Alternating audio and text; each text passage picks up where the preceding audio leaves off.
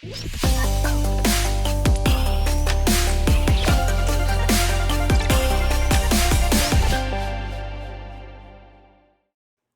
to part 2 of the January 2024 Day 1 Game Pass show.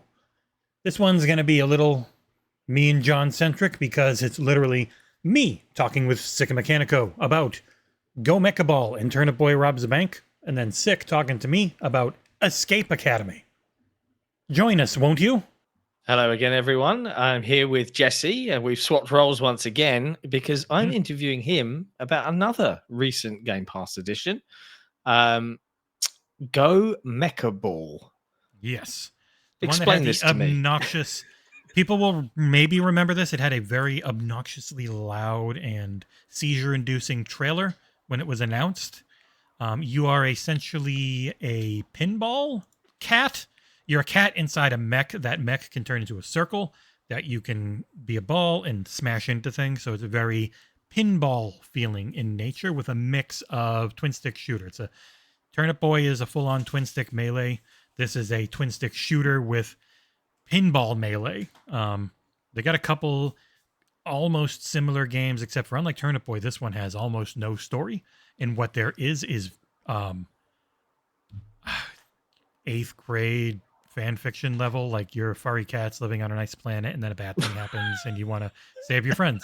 There's really not much to it. This game has horrible audio. It's not poorly done. It's just a cacophony during combat of intense sound effects.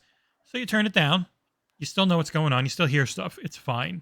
I was going to say, because like, you know, we're talking about games people might want to play on Game Pass. So, okay, you know, despite the terrible audio, you can turn it down. Mm-hmm. Why should they give Go Mecha Ball a try? Like, explain. It is incredibly fun gameplay-wise. It feels awesome.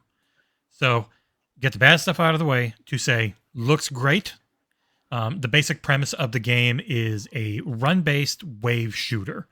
So you are going from area to area. I think it's like 3 areas and then a boss 3 or 4 times. And you're just trying to get good enough to have a full run, kill the boss. As you go through each wave, you get 3 waves in an area, and then you take a portal to go to the next one. During that fight, you'll get coin currency, that's a diamond, and coin currency, that's a circle. The diamond is your per run currency. That goes away if you die. The circle, which is blue, is what is like your meta currency that keeps with you, so that you can then open up more abilities, which are on your bumpers, and drop randomly during runs. Or you can choose them in between each stage. So there's a mix. It's like it's a run-based, almost roguelike, because the levels don't change much. You're going to the same template of levels with the same template of enemies. But in between each level, you get to choose either an ability or 2 perks, essentially.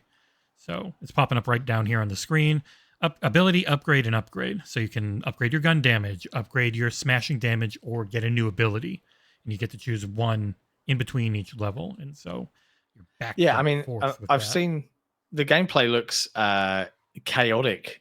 It's the best, but you've mentioned it plays super, super well. So like, they nailed how that actually feels, because controlling, like whenever I think of games like, you know, where you're controlling a sphere on a plane, right? It's, you know, is this Super Monkey Ball levels of like, oh no, come this way when you want, or is it more like flips on a dime kind of thing?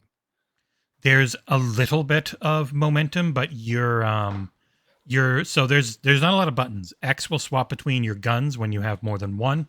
Right bumper and left bumper are your 2 abilities, and then left trigger makes you a ball, and at the same time, right trigger will make you dash as the ball. Oh, that's it. Okay, all right. Yeah, so if you're moving normally, there's a fair amount of momentum, but not an overly large amount. You can only turn so much in a radius, but if you use the dash ability with the ball, you can just take off kind of in a direction. So it ends up, you feel like you have enough control. There are a lot of speed pads in the game that will let you go super fast or get high up. There's like little wind tunnels so you can get higher up, because there is a little bit of height especially in the later levels. There are also like little tubes you have to take that'll get you in there, and you got to be ball to fit in them. So it's very chaotic looking, and it can be very loud, but it's clear enough visually that you don't feel lost, I think, is the best way to, because if you're just looking at footage, you're like, man, this seems crazy. But there's enough clarity on screen where I never felt like I didn't know where things were or what was happening, which is a freaking huge thing for a game like this. I remember when watching the trailer, like the audio is kind of like kind of like that, but regardless, you're looking at the gameplay, it looks really slick, right? Mm-hmm. So yeah, perhaps I'll take your advice. You know, maybe some people are into that. Maybe they're into that kind of chaotic electronic soundtrack, but it might not be. Yeah, might not be for you. It's so much like it's, and one of the most satisfying things I've done in a game is being the ball and knocking people off the edge in this, because you do it so much. One of the main gameplay mechanics is if somebody's about to attack you, they get the little Metal Gear Solid exclamation point on their head. And if you dash into them or use a move that hits the ground like a slam ability or something, it'll say denied, and then they can't attack you. And so that becomes a huge thing for not taking damage. When most people hit you, it's 1 to 10 damage, because you only have 75 health to start. So the really big boss attacks will be like 5 to 10. But most only hit you for 1 or 2. The first ball is kind of like the easy mode ball, because they can drop health packs that get you health back a little bit.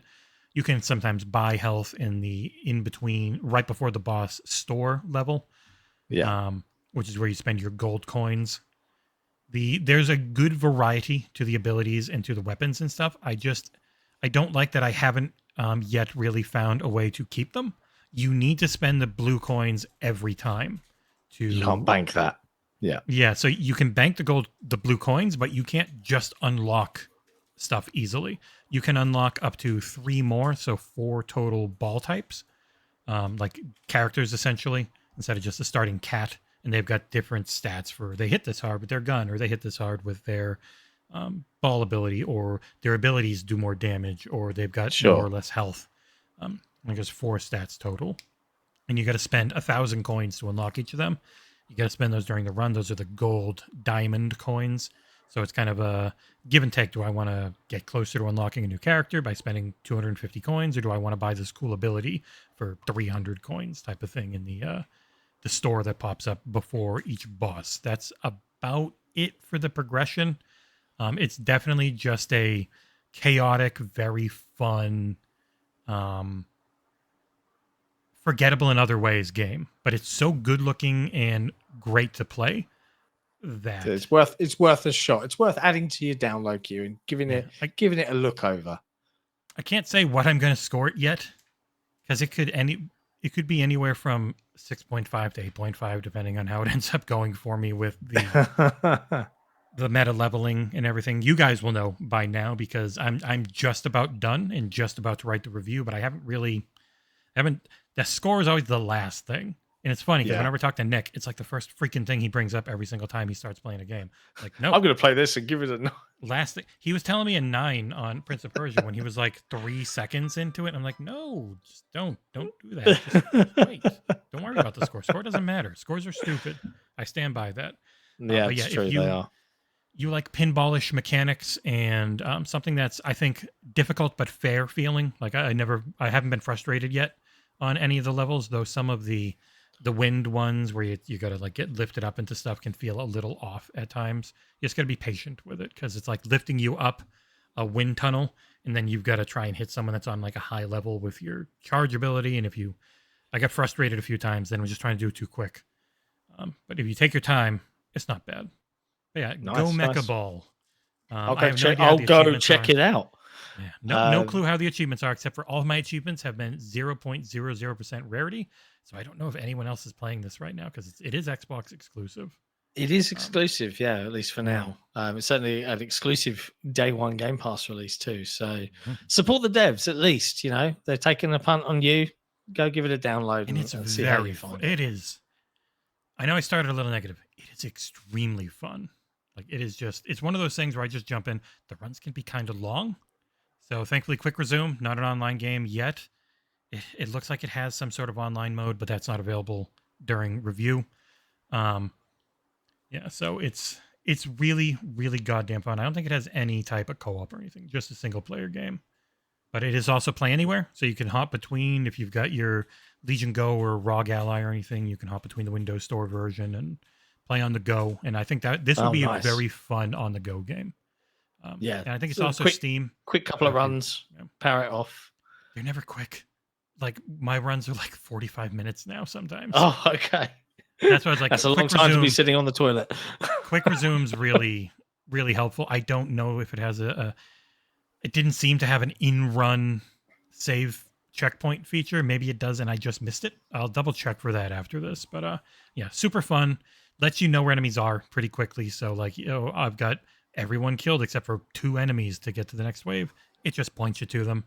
Like it's not frustrating. It's very zen and fun, especially turn their music down, maybe put your own music on, or maybe you just like loud crazy shit. You do you. Yeah, well, I will give it a go. Genuinely, I've seen the gameplay. I like the look of it. It's the kind of game I would probably vibe with and get zen with in some form. But yeah, maybe I'll put on my own tunes. But yeah, thanks for the heads up. And yeah, if you're listening, go give it a download, see what you think, and let us know in the comments below. Your ball. Yeah. Thank you, John. Thanks, Jesse. See you next time. And my camera's gone out of focus, but that's okay, right? There we go. It's fixed. Hey, everyone. We're doing a bit of a switcheroo because where Jesse would normally interview everyone, I haven't played what he's played, so I'm going to switch things around and I'm going to interview him. We're going to have to get used to it because you know how many goddamn things I end up playing throughout the year that are on Game Pass that I need someone to interview me about them. I know, your reputation as a machine precedes you, G's. But yeah, this week, I wanted to chat to you about a character that has, had a couple of outings now. He is vegetable based. He's stolen everyone's heart. Yeah, I think he's a thief with a turnip of gold. We're talking about Turnip Boy. Now, I want to caveat this. There will be at this point of this time in the show 2 Turnip Boy games available on Xbox Game Pass. The first one was Turnip Boy evades his taxes. Mm-hmm. Right, and this was more like a kind of top-down, so it dungeon was crawler type game. Similar gameplay, but with a different setup where you're more going into dungeons and doing things, and the controls were always a little off. Thankfully, in Turnip Boy Robs a Bank, the controls are quite good. And you've actually reviewed this one after playing the first one, right? You're like, I'm going to give this a review. I was tell me, what is the difference? Back when he was evading his taxes, I didn't think, I should just review this now that I've done this, because it was like a couple months late. But I evaded that review, and now I'm robbing this one because I'm bad at puns. The big thing with this game is the eponymous Turnip Boy. He was in jail after killing God Mayor Onion at the end of the first game. Spoilers, I know. But you kill the God Mayor Onion, you're in jail, and then Dilatini, a mobster pickle, breaks you out. So this game is really weird and dumb, but it's smart dumb that always plays it serious. It's got really good music that, thankfully, for reviews, you can just play whatever you want, whenever you want. So it makes it really easy to record it. So if anyone's watched the review on this one, that's how I was able to get the music I used for the montage and then the very end of the review, I brought it back because God, it's so earnestly stupid, but well done. I love it when you can actually feel like these guys have got the knack for the right level of comedy, because comedy's hard in games. It's not for everyone, right? But yeah, like I watched the review and the 10-gallon hat, and it like stretches off beyond the borders of the screen. Seeing all these different characters, like a garlic named Stinky, a pickled mobster. It's very dumb, but funny dumb. So I'm all here for it. It's a post-apocalyptic wasteland Earth where the planet was taken over by food people. There are still seemingly some humans around. Always been hinted at, but it's mostly food people. There's like blueberries and peaches and a lot of other stuff. There's a lot of referential jokes to the first game, but they're stupid. So you don't need to really have played it to laugh at them, because you can just you can get what they're going for more. You will get more if you play the first one's like 3-4 hours at the most. So if you are interested in this one, it's probably worth at least, I don't even just watch a playthrough of the first one if you don't want to, because as I said before, the first one doesn't play as well as this one. They're both twin stick melee / shooters. The first one's kind of floaty and greasy when you're moving around and aiming. This one does also, if you're worried about difficulty, because it can be really goddamn hard at times, has Nick mode. You just put God mode on and you're good to go. You can't take any damage. Wow. But the base premise of this one is after Dilatini and his crew break you out, you are at their base and he says, we're going to rob the big bank. So every single time you play, it's doing a run in this bank. And it's not a roguelike because the bank is always the same layout. The only roguish things are that different weapons will drop and different things like that. But for the most part, you're just going in the bank, shaking people above your head or blowing up stuff to get money, finding very expensive gold bars and pieces of jewelry that just happen to be there. So you get tons of money. So you can go in the dark web and you can buy stuff. And that's like that's the progression mechanic, because, what if this cosplayer really wants a body pillow? So you got to save up and then you can go in the dark web. You can get him his body pillow and then that'll help you get on to the next area. And there's also like little side quests, and most of the rewards for that type of stuff are hats, like the big stupid 10-gallon hat or a rabid dog just chewing on you, post office box, because in the first game, you do everything through your phone in the second game, but in the first game, you did everything through your mailbox. And obviously your mailbox now feels really upset that you've left him alone. And so he wants to get back at you and say, and that stupid phone can't do anything. I bet you if I send you this, you won't even get it. And then, of course, you immediately get it, and he's real sad. Just that type of stuff. Like, yeah, it's okay. a really... This is probably something I have to play. It is. It's not long. I think I beat it in 5-ish hours. But if you want to get like everything done, I think it wouldn't be more than 6 or 7, because there's only a few side quests for the most part. But it's all 2.5-minute long runs. So you get 2.5 minutes to start. Eventually you can get that up with upgrades to like, I don't know, I think it's 5-ish or so.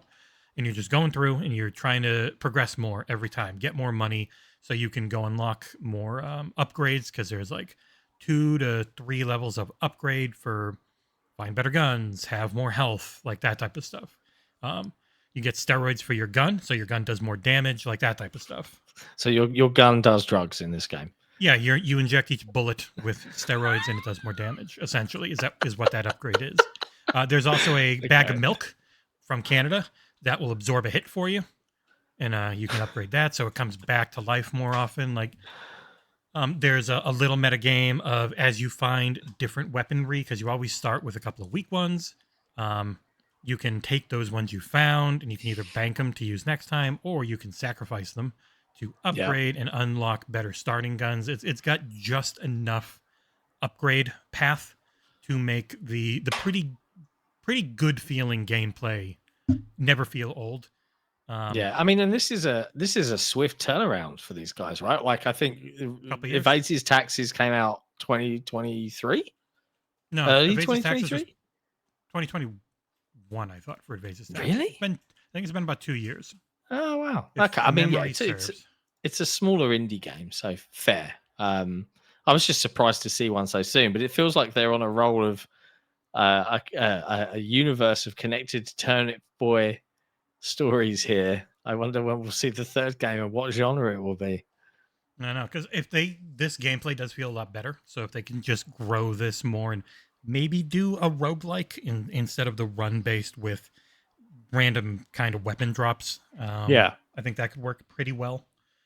There's an uptick in character art. Like, I think it looks better. It looked pretty good in Turnip Boy, but it looks very good here for being that basic. This is what I think 16-bit games look like, even though they never did, actually. The music's really good because you're going to be doing the same stuff a lot. So even though it's only like 5 hours, if the music wasn't a bop, it could get a little... Yeah, it could get a little... Hearing the same track again. Yeah, and thankfully, and on your phone, you can just change the track whenever you want, which is always nice. This game somehow, because few games can ever do it, nails the comedy, and it's so goddamn funny relentlessly. The first game was super meme focused, like internet memes and just referential to that stuff way too much. So it was occasionally very funny. This one's its own thing. How are you, fellow kids? That kind of like, please don't do that humor. Yeah. This one is very much just, it's funny because they're funny and they know what can be funny in this medium where being comedic is balls hard. It's just one of the toughest things to pull off, and they did. It's it ticks every little box. Like, it's not some incredible 9 out of 10. I think by the time this is out, I would have given it a 7.8, which is an admirable score. First game, because of I didn't find it as funny and it didn't control as well, was like 6.5 to 7 for me. So this is a nice sizable improvement, and definitely not a crazy like long experience. It's going to soak up. This is you could download it, maybe do it in one sitting, maybe a couple of nights of gameplay. So if you're achievement hunters out there, were they readily like ping ping ping, or do you have to go down a few paths? I can't go back and look and see because the club's not running yet, which is always a problem when you're like, hey, how are your achievements? And it's like, I don't know because I can't actually look and see them now. So they pop, and I see that they pop, but unless I keep a running tally of them, I don't actually know. And I can't look up any of the other ones, but I got quite a few for just doing the main quest and the side stuff. So, super, super enjoyable game that I highly recommend to anyone that is into funny twin stick shooters that are run based. And also, if the timer on the runs isn't bad, it's just when the cops are going to show up and they start slow and then they get real heavy and you've got to run all the way back to your truck that you came in on, and that's it. So it's not too bad. Excellent. All right. So, well, there you have it, folks. If you're into your twin stick comedic, run based shenanigans games, go give it a download. And let the vegetable people go free. Help them out. Some of them are nice. Excellent. Yeah. Apart from, like the lobster pickle. Anywho, thank you, Jesse, for this. Okay. You can trust a lobster pickle. The lobster pickle saved you. You know? Maybe he is that nice. Stinky the garlic is a piece of shit. Everyone can agree. All right. Well, there you go. Turnip Boy robs a bank is available now on Game Pass. Go check it out. Let us know what you think in the comments below. Thanks, Jesse. Why, thank you, John. I'm joined once again by John, Sik and Mechanical Clark. John, how you doing? I'm doing awesome. I'm doing brilliantly, as always. How about you? I'm doing good. Whenever this goes live in the future, I hope I'm still going good. We'll see. But we are here today to talk about a game you loved in Game Pass, Escape Academy. Yeah. This is an interesting one because initially I wrote it off. So please allow me, dear host, to preamble somewhat. I asked you to do that, so you may. Okay, good. This was announced. I think it was announced at an Xbox show. It might have been an idea Xbox show. I can't remember. And I was like, that looks interesting. But this was just after they'd done that inside Xbox escape room thing, and everyone was kind of like, oh, we're going to watch Major Nelson do this or something. Like, I can't remember the full context, but I kind of was like, yeah, whatever. I've never done a real life escape room. I don't care.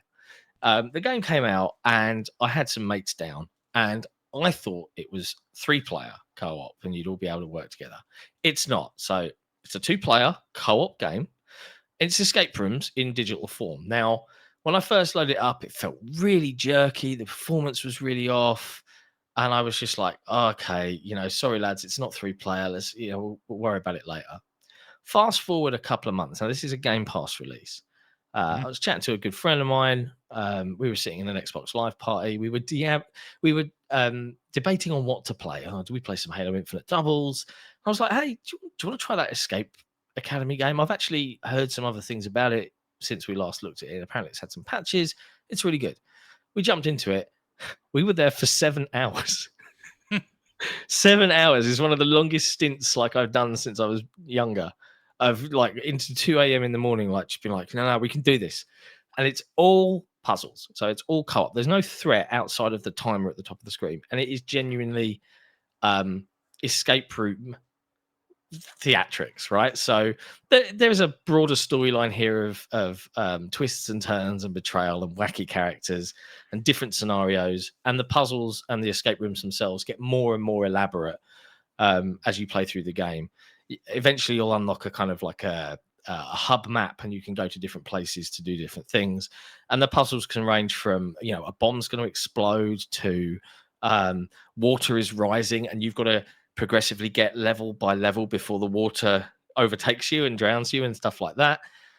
It's played in a very similar way to something like It Takes Two, or what's the other one they did? A Way Out.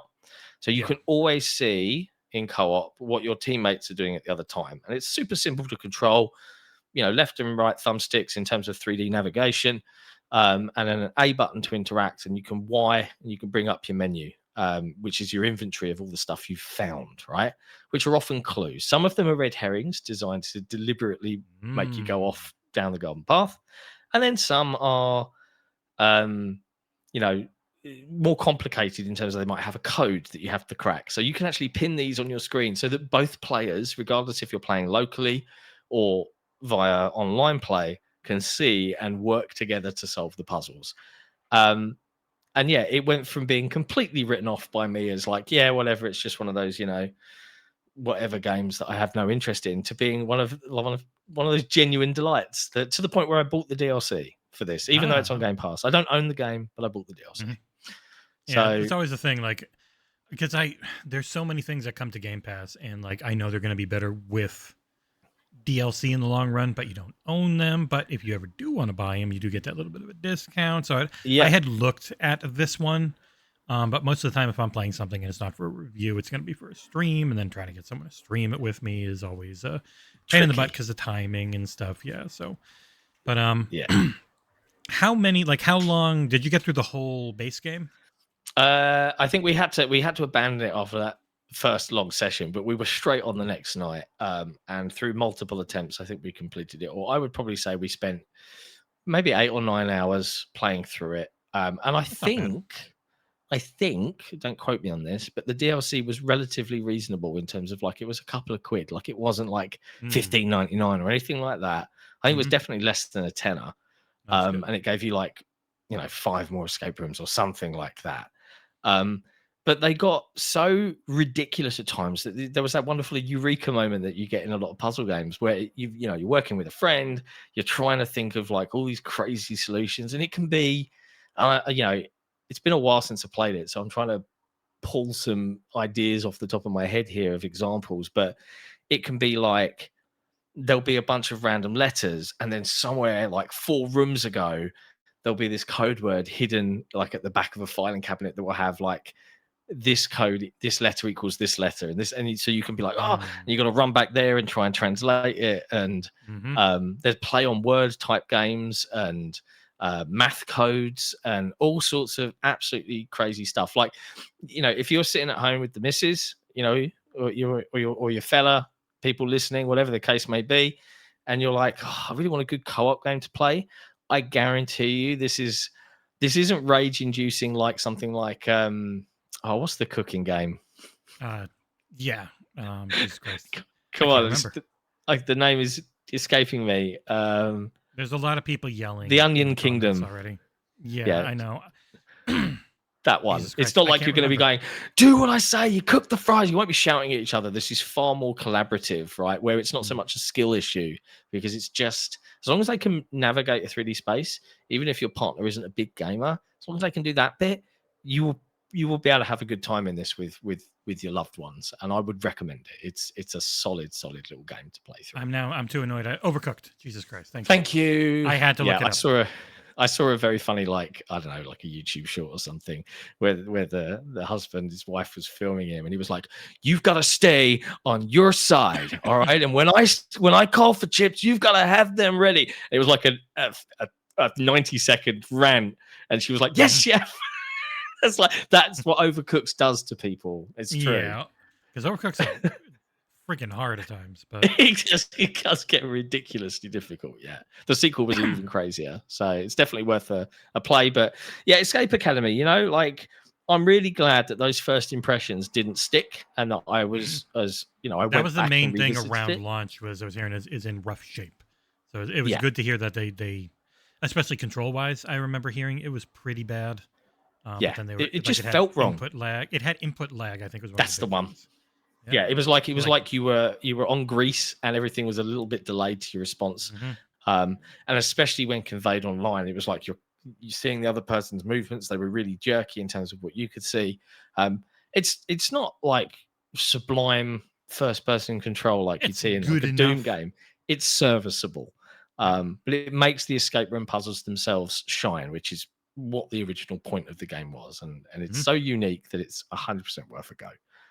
So yeah, if you're a Game Pass subscriber and you're listening to me wax lyrical about it, I am not saying it's the best indie game ever, but I am saying that for the price of your Game Pass sub, it's definitely worth a couple of evenings of your entertainment to have a good laugh and see if you're smart enough to outwit some of the puzzle design. Because from escape rooms point of view, again, I've got no real life comparison to base this on, but some of the later ones are nuts, and you will be racking your brains as that timer is forever ticking down. Sometimes you'll get like 10 minutes, sometimes it'll be like 20, sometimes it'll be like 5, and you've got to figure that shit out, and it's so cool when you do. So yeah, give it a go, see what you think. Maybe I will. I will. Well, thank you, John. Thank you My for pleasure, being here sir. once again. People are going to have to get used to us, too. It's going to be us a lot. I'll try and get the other people in when I can. The main issue with Nick, he just doesn't play anything that's on Game Pass. We're going to change that this year. We're going to make him play some games because I'm going to go around his house and steal all of his other consoles. Works for me. All right, John. Cool. Thank you so much. No worries. See you next time, folks. See you next time. There you have it. Thank you so much for joining me. The moment we get an idea of what the next drop is going to be in February, I will plan another one of these, and I will see you then. Ciao for now.